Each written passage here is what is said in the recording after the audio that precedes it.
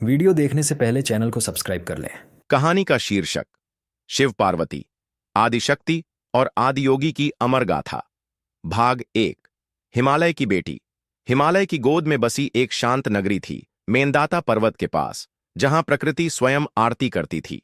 नदियां जैसे शंख ध्वनि करती थीं और फूलों की महक हर पल को पवित्र बनाती थी। वहीं जन्मी थी देवी पार्वती, हिमवान और मैना की पुत्री। पार्वती कोई साधारण कन्या नहीं थीं। वे स्वयं आदिशक्ति का अवतार थीं, वही शक्ति जो कभी सती के रूप में प्रकट हुई थी और अग्नि में स्वयं को समर्पित कर पुनः पार्वती के रूप में प्रकट हुई थीं। बचपन से ही पार्वती को शिवजी के प्रति अगाध श्रद्धा थी। वे घंटों ध्यान लगाकर शिवजी का स्मरण करती थीं। उन्होंने कभी यह नहीं छिपाया कि वे केवल शिव को ही अपना पति मानती हैं। भाग 2। कैलाश का एकांत। शिवजी, जो सती के वियोग में तप में लीन थे, सृष्टि के बंधनों से दूर कैलाश में एकांतवास कर रहे थे। वे न तो किसी से बात करते, न ही किसी का दर्शन करते। उनका मन संसार की माया से विरक्त हो चुका था।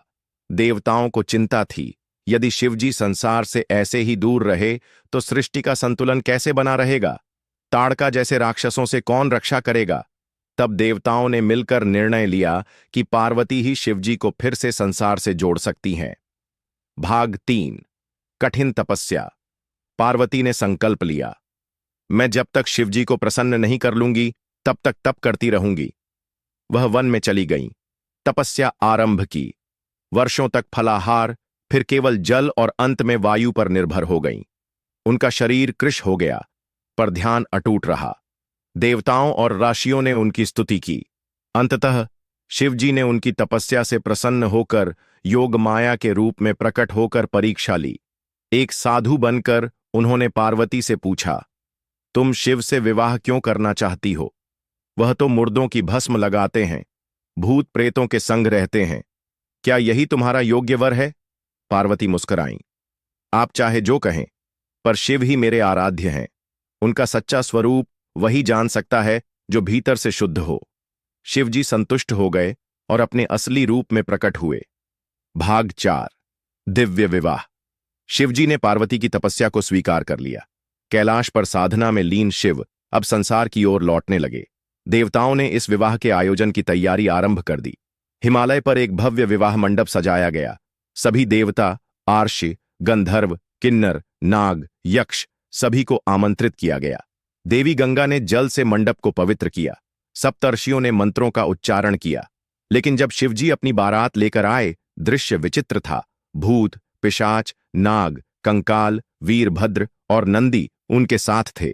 उनके शरीर पर भस्म, जटाओं में चंद्रमा, गले में नाग। यह देखकर पार्वती की मां मैना भयभीत हो गईं। यह कौन सा वर लाए हो? उन्होंने कहा। पर पार्वती मुस्कुराईं। उन्होंने शिवजी को देखा और प्रणाम किया। ये वही हैं जिनकी मैं वर्षों से प्रतीक्षा कर रही हूं। विवाह वैदिक विधि से हुआ।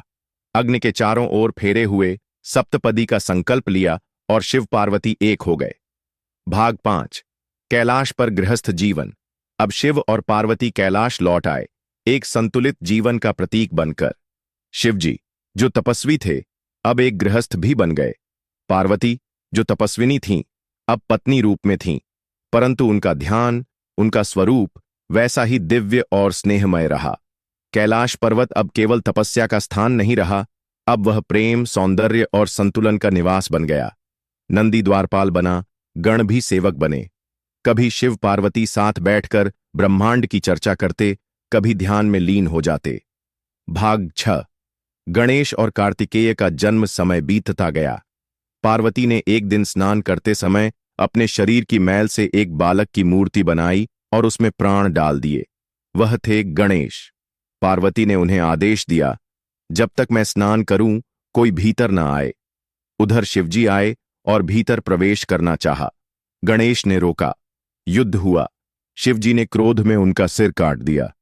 जब पार्वती को पता चला, उन्होंने विकराल रूप धारण कर लिया। सृष्टि संकट में आ गई। तब शिवजी ने एक हाथी का सिर लाकर गणेश को जीवन दान दिया और उन्हें प्रथम पूज्य का आशीर्वाद दिया। बाद में शिव पार्वती से कार्तिकेय का जन्म हुआ, युद्ध और ज्ञान के देवता, जिन्होंने तारकासुर का वध किया। भाग 7। गंगा अवतरण और शिव का त्याग। एक बार पृथ्वी पर राजा भागीरथ ने गंगा को स्वर्ग से पृथ्वी पर लाने का प्रयास किया, परंतु उसकी धारा इतनी तेज थी कि सारा ब्रह्मांड बह जाता। तब शिवजी ने गंगा को अपनी जटाओं में समा लिया। पार्वती को पहली बार ईर्ष्या का अनुभव हुआ। उन्होंने पूछा, आपने गंगा को अपनी जटाओं में क्यों रखा? शिवजी मुस्कुराए, गंगा को मैं सम्मान देता हूं, पर तुम तो मेरी आत्मा हो, मेरे भीतर हो। यह सुन पार्वती का मन प्रसन्न हो गया। शिवजी ने सिखाया, संबंध केवल अधिकार नहीं, समर्पण भी होता है। भाग 8। अर्धनारीश्वर। एक ही देह, दो आत्माएं। शिव और पार्वती के मिलन का सबसे गहन रूप था अर्धनारीश्वर, आधा शिव आधा शक्ति। यह रूप दर्शाता है कि ब्रह्मांड केवल पुरुष या स्त्री नहीं, दोनों के सामंजस्य से चलता है। देवताओं ने जब शिवजी से पूछा कि ब्रह्मांड में संतुलन कैसे लाया जाए, तब उन्होंने अपना अर्धनारीश्वर रूप प्रकट किया और कहा, जहां शिव हैं